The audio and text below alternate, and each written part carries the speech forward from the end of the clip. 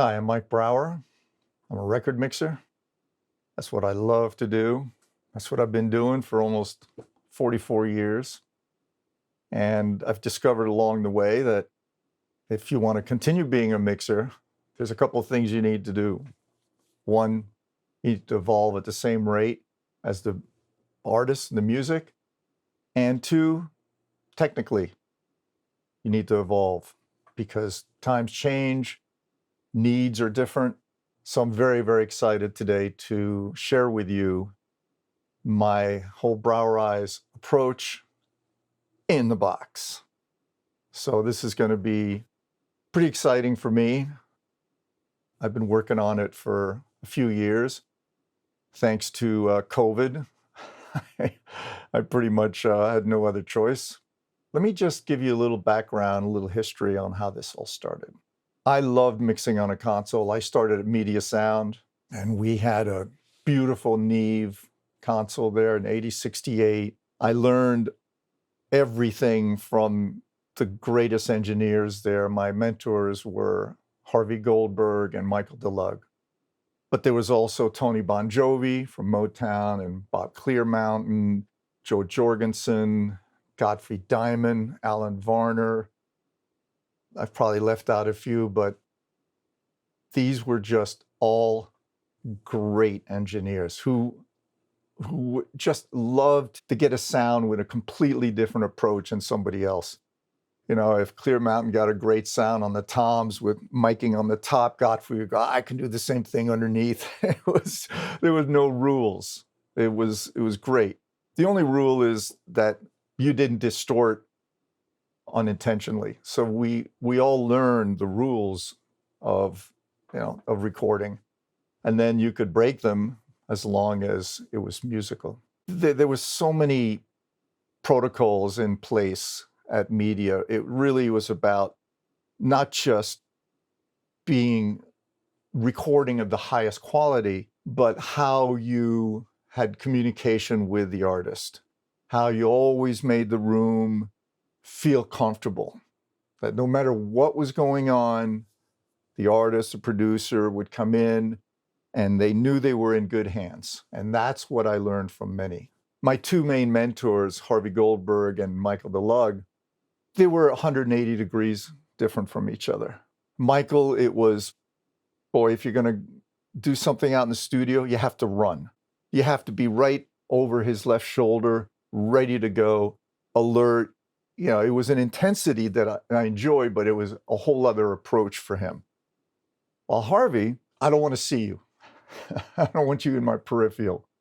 Lay back. When you get out to the studio, just be comfortable. Just go out there. You don't have to run. Be invisible until I need you. But when I need you, you better be alert to the situation that's going on. It's not like because I don't want to see you that you're going to be reading a magazine or something. You have to be alert to everything around you. And so these were the two that I learned from, which was a great, great balance. And Michael was the one that taught me compression. He was absolutely the king of compression. And I learned a lot from that with Harvey too, but really understanding compression because honestly, for the first few years, I did not hear compression. This was a problem for an aspiring engineer. I simply couldn't hear it. I would listen to the LA2As and the LA3As and the 1176s, and it was a frightening experience. Not that I let anybody know, but I thought, I don't understand it. Who cares whether you use this compressor or that compressor? Here I am with, at this point where my compressors are probably better known than I am. That's how it started. And then eventually something clicked and I could hear the difference more in attitude and tone than really what the sonics was. And that I grasped onto. And a quick aside, when I really learned about compression is when I absolutely killed a mix. And I don't mean killing in a good way. I mean, I had that thing so compressed that I thought I did a great job and I left. And then I got a call from production at Media Sound that night or the next day and says, you need to come into the studio. The client's got an issue with your mix. I was like, what could it be? And at the time, Michael Barbiero was a senior engineer there. I was in my first year of it. And he goes, hey, Michael, sit down. I go, yeah. He goes, so I heard your mix. He goes, awesome, cool. What do you think, huh? He goes, well, this is what I think. And he plays it at one volume. And he goes, you hear that? I go, yeah. And he brings it up louder and he goes, do you hear a difference? I'm like, no, kind of sounds the same. It's got no pants. It's kind of small. He goes, yeah, that's called overcompression. You squeeze that thing so much that it doesn't matter what the volume is. And I was like, oh. So I didn't touch a compressor for another 4 or 5 months. I was so scared of him. But that's how I got my feet wet on compression. Anyway, as time went on, I learned that for me, compressors were really more about tone and attitude. As the years went on, I had learned the traditional way of mixing where you put all the tracks up, you have a great stereo compressor, and you are compressing your mix. And then all the individual tracks, you would put an insert across it, so that would be pre-compression, and you could squeeze it all you want, get the sound, and no matter where you put the fader, the sound was already created. That worked fine. I was doing R&B. I was doing change. The bottom end was really important to be nice and tight. Everything was working off the compressor, and at the time, I was using the Neve 33609, or the desk version of that. 33609 was the outboard. But that was the sound because we had all of these Neves on compressors and EQs, of course, on the 8068 model. And so everything was going in there. My records were tight. They were sounding good. Things were going great. My career was moving. I couldn't be happier. I had done already one Aretha record that I had recorded and mixed, which was a Jump to It album. And then I did the second album, recorded and mixed, also both in Detroit, Get It Right. And now it's getting to be around 1985. I get a call to do Aretha's third record, but I haven't recorded it. And it's the great producer of that era, Narada Michael Walden, great drummer.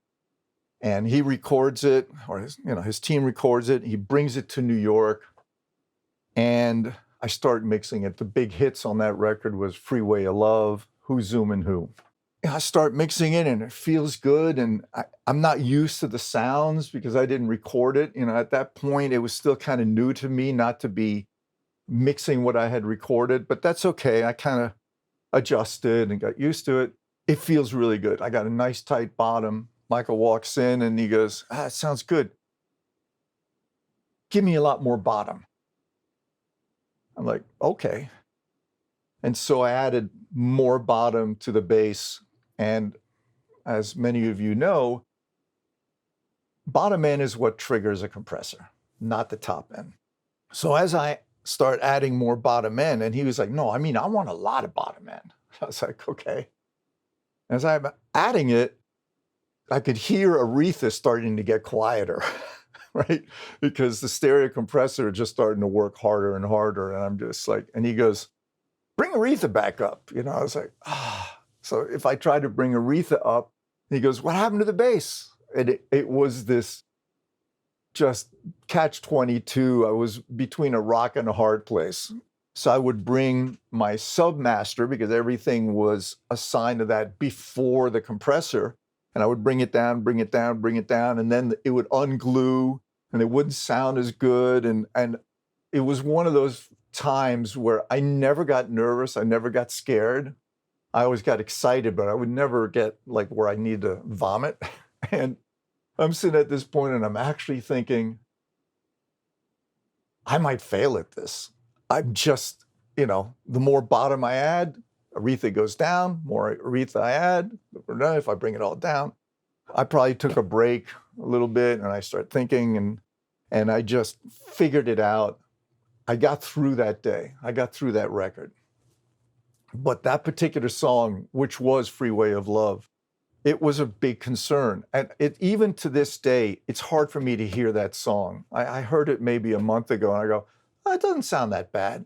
But I was like, if it wasn't for that record, I wouldn't be here showing you what has eventually evolved into the Brouwer Eyes, which I'll get into why that's even coined that way. What am I going to do? So anyway, I survived it. Everybody is happy. And at the time I was a bike racer. And so I did a lot of training, maybe 15 hours, 20 hours a week, maybe 15 hours. And on the bike, I'm thinking to myself, what am I going to do? Was this a fluke? Was this simply a fluke that it'll never happen again, that I won't have this issue? Or number two, is this the beginning of the end for me because this will happen again and I won't know what to do about it? Because I really didn't. I figured it out. I don't remember what I did. I didn't sleep well, but I figured it out.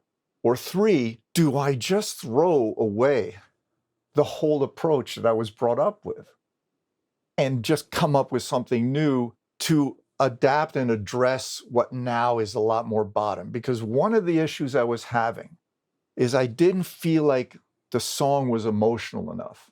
It wasn't moving enough.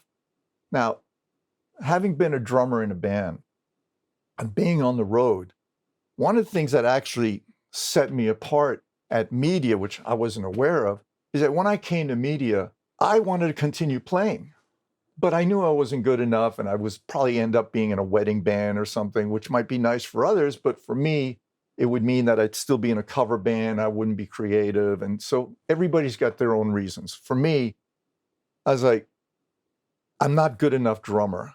So I had been recording my band. So I'd gotten to know what it's like to get a sound with a couple of microphones. I mean, I'm sure most of you guys have, done the same thing. So I'm sitting there and I'm mixing, but I wanted to feel like I was performing, like I was on stage. And so in my mind, I used to think that there was an audience out there. And then when I would be mixing, I'd be standing up and I'd be moving the faders, and there was an excitement. It felt alive. It felt like I was on stage. People noticed that. And sonically, from an emotional standpoint, I was always crescendoing. Like on Luther's first record, you'll hear almost every 4 bars, something goes up. And all this was manual, right? There's no automation yet. I was very happy. I was in my element because for me, I was still performing, but doing a much better job than I was as a drummer. So here I am now, 1985. I started in 76. I'm an engineer by 78. 85, I suddenly am questioning whether I'm going to continue because I'm recording. I haven't really started producing yet, but I really enjoy the mixing part. But it's not a gig where that's all you can do, at least at that juncture. So now I'm thinking, what do I do? Because I do have to figure out option 3, which is that it'll probably happen again, and I got to figure out what to do.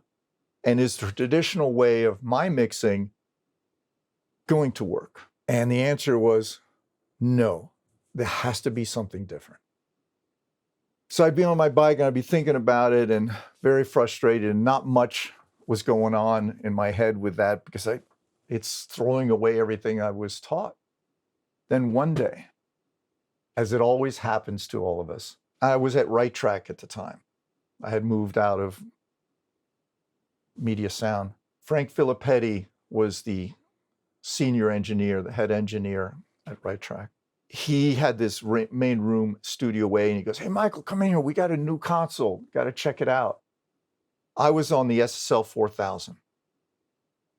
And he comes in and he shows me and he goes, "Check this out. It's a 6000. I'm like, 6000? What is it? And he goes, "Well, what's really cool is for film mixing." I go, "Okay.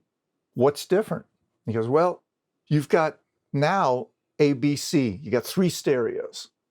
A nerd I am not. And I'm thinking, who's going to listen to 3 stereos?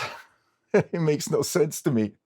He kind of looks at me, he goes, no, they're sub stereos. They sum to a stereo. And I'm like, who cares? Like he goes, this is the way it works. You've got the music on A, you've got the dialogue on B, you've got effects on C, and then you combine them all. And I go, yeah, okay. And he goes, and then you can, put processing across each one, compressors or whatever, across A, B, and C. And then it goes to the main stereo. I was like, hold on a second. Because in my mind, what was my issue? My issue was that Aretha was stepping on the bass, or the bass was stepping on Aretha. How can I divide them? How can I have them individual so that I don't care how loud I'm going to get Aretha, it's not going to make the bass player any smaller.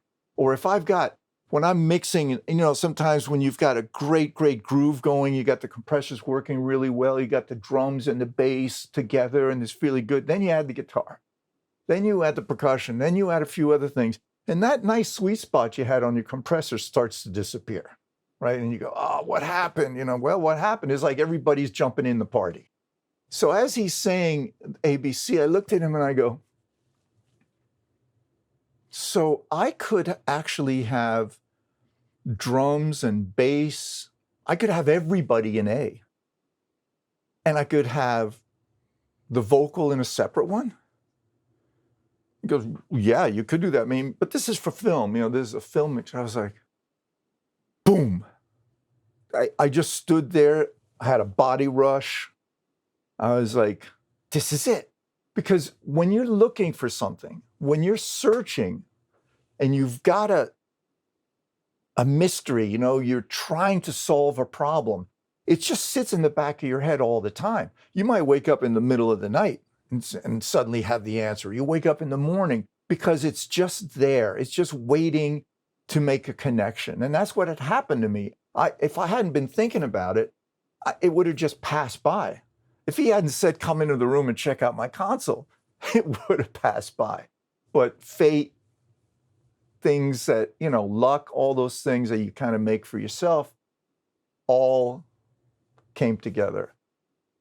And I was like, wow, this is great. And then I don't think I heard another word he said, because at this point now my mind is just.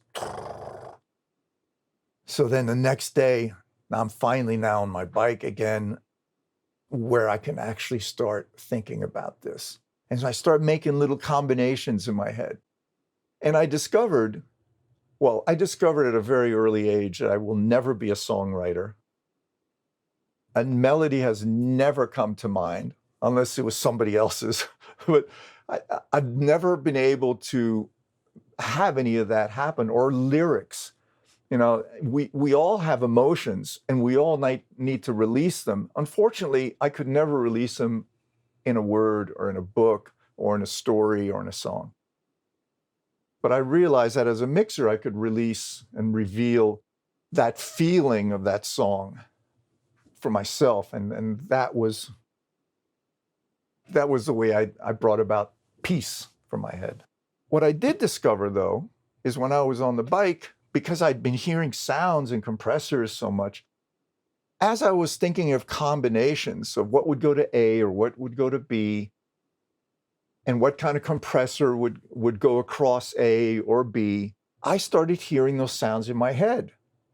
I would imagine a certain kind of, imagine a Rickenbacker bass, okay? That's got a certain sound. Well, imagine what happens if you put an LA2A across that Rickenbacker, or if you put, and so I would put all these different compressors across an obvious sound. I would hear things because I'd been hearing them all day long, day in, day out. So it wasn't that far a stretch. And then I'd come up with combinations. Then I'd go back into the studio the next day and I would try those ideas. And that is the earliest stage at this point of multi-bus compression. It was soon, once I decided on the blend, and at that time I actually had everything going to A. So it was an instrumental on A. a cappella on B. And then because the 6000 had these great little sends you could send to each other without doing feedback. It was anti-feedback. I would send A and B, A being the instrumental, B being the vocal, to C. And C I had off, but I had this Aphex B. It was a really cool tingling sound, right? And when I would bring that up, it would just excite the whole song. And it was great for radio. And at this point, it's 87, 88, 2-3 years are going by as I'm working on this. And I realized only later, and I think it was someone who actually brought it up, that what I was doing by mixing into A and B was that I was mixing into compression. Sometimes the mix just sounded really, really small. It just didn't feel exciting. And in others, it felt flat. But at other times, if I had it just right, it played. It would be playing. I would hardly even have to move the faders, and it would just come back at me. And it had this movement, natural movement. So this was really exciting. And that was the essence of mixing into compression, post-compression, as opposed to the pre-compression that I said earlier, where you have everything already processed on the fader, and no matter where you bring that fader up or down, it doesn't matter because it's already processed. Here, as you push into the compressors, it starts to play.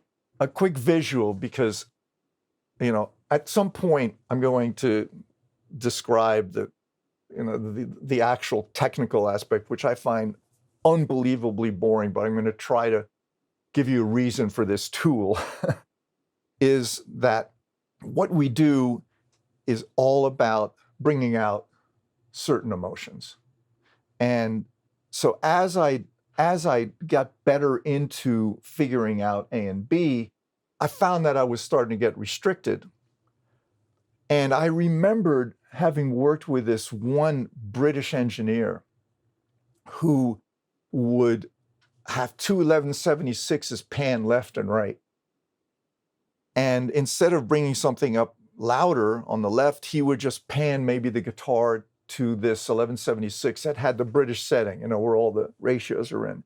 It wasn't like the guitar on the left got louder. It got more exciting. It got fatter. It had this movement, like everything. I was like, oh my goodness, this is so cool.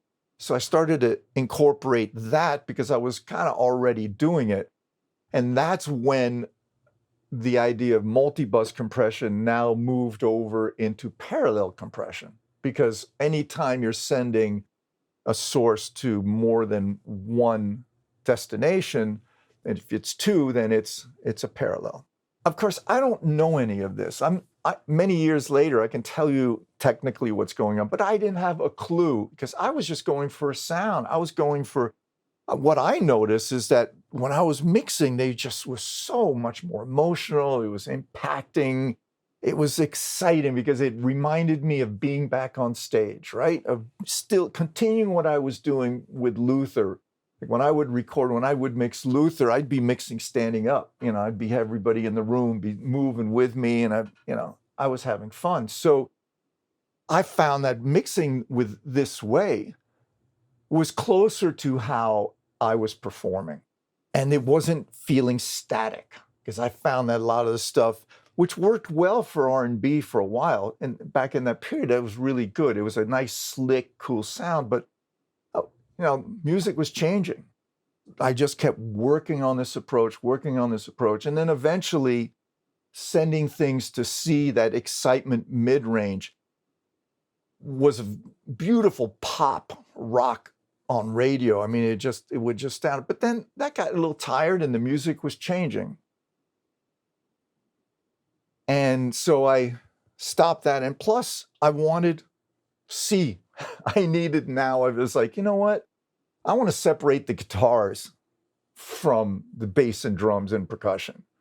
And so slowly, as I'm like, wow, what more could I do? What could more I do? I would drop some ideas and then develop others. Because every time I would run into a situation where I was like, man, I got nowhere else to go, then I go, well, what could I do now? Because this was one of these setups that it was basically you could just add one more thing, one more idea that worked. And, I would develop it. I mean, this may sound like this happened over a couple of years.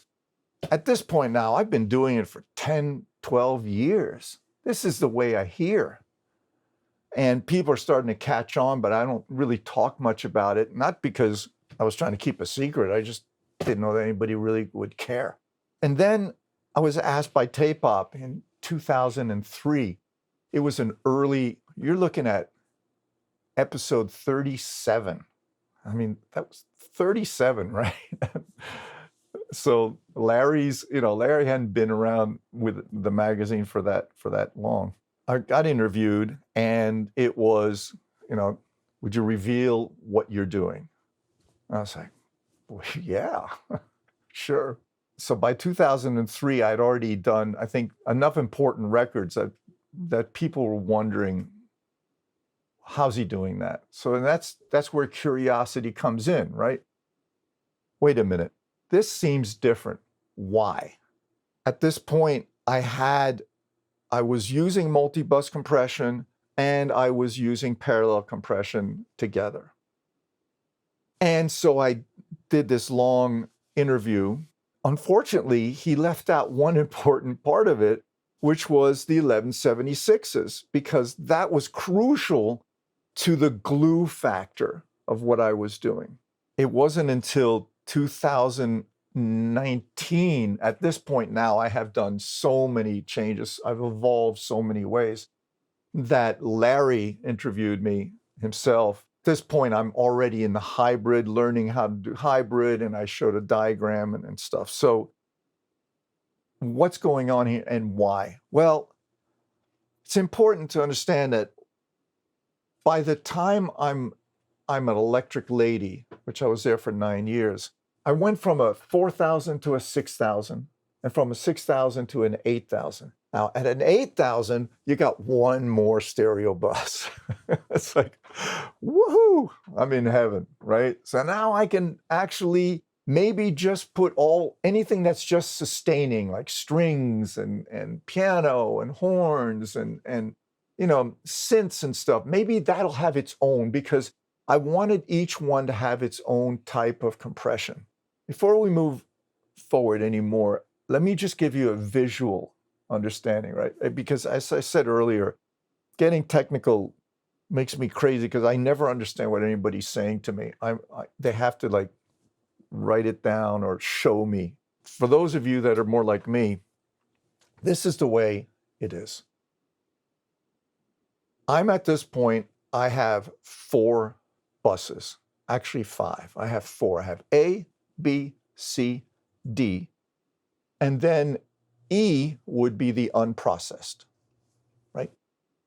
That means that all the transients go right through. It's not holding anybody back. Now, A was the compressor, the chain that I started with. All until I decided to go into the multi-bus idea, everything used to go into my Neve 33609, out of there into my 2 Pultecs, where I pushed some 8,000 for the ear candy and a little 100 for the low end. Radio loved it. I always maintain that because sometimes this wonderful tool is too rich. It's too emotional. It's just too big. And I'll just remove it all and I'll go right back to A. So I can always go back to the traditional way that I learned. I never rejected it, but I felt that the way the music was going and the things that I want to express through great records, through great artists, needed to have this setup. B now is all about the rhythm section. When I say the bottom end of the record, I don't mean the EQ. I mean the anchor, generally, the anchor of the record, B. It could stand for bottom if you want, but it has full bandwidth. But we're talking about drums, bass, percussion, in general, things that very quick attack, lots of transients. I want to be able to control them. Now, I used to try, with a bass somewhere else, but after many attempts at doing different things, it's a combination. So what I end up doing, and again, this was over a period of years. In the beginning, everything would go right to the drums, and the percussion would go to B. The B, I'll skip to the earliest. Once I discovered the stressor, and I got to be friends with David Durr, and I said, wow, this is the compressor of the future. This is everything I'm looking for. Long story short, I put that across B. And out of there, I wanted to EQ it also. And I had Win from Avalon. I had these great, he only made, I don't know, maybe 10 pairs of, not pairs, boxes of these EQs. I think they were, I don't know, E55s or something. And they were just class A. And so I would push some 4,000 because that's what I like on drums, right? I would push some 12 to 14,000 because that's what I like on the cymbals. And I pushed some 90. And maybe I'd take out a little 300 just to clean things up.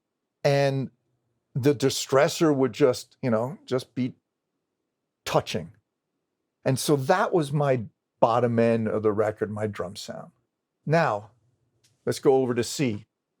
C, for me, was the center of the record where things were happening. The guitars. When the guitars would go in, I wanted to find a nice kind of a shimmering, like the harder you hit it, the more it shimmers. When certain guitars, like I think it was, it'll come to me, but there's certain compressors, well, in particular, this turned out to be the Pendulum ES8. As you hit it harder, it would just start to shimmer. And that was a great guitar sound. And then D, and I didn't need to put an EQ, and then D, it was for widening. I want something just to go wider, so I had a widener across it. I don't remember what it was. Well, it's probably the Edison or something like that. And then E was really, back on the console, was just a stereo. I know this sounds like totally crazy, complicated, and wacky, and you're probably right. But when you pick the hood up off an amazing engine, right, you're not driving the engine, you're driving the car. And the car, a great, great car, it just has everything automatic. It's just, you just drive and you have a good time. So in essence, what I was doing is I was doing all this, so all I had needed to do was mix. And that's essentially exactly what happened. So I never thought about any of this other stuff. That's why it's hard for me to explain, to go through this technically, but it's just a tool. And it was a tool that allowed me to be as creative as I wanted to be. That's all this is. And you can use parts of it or not. But this was all about creating a tool that I could just set and forget.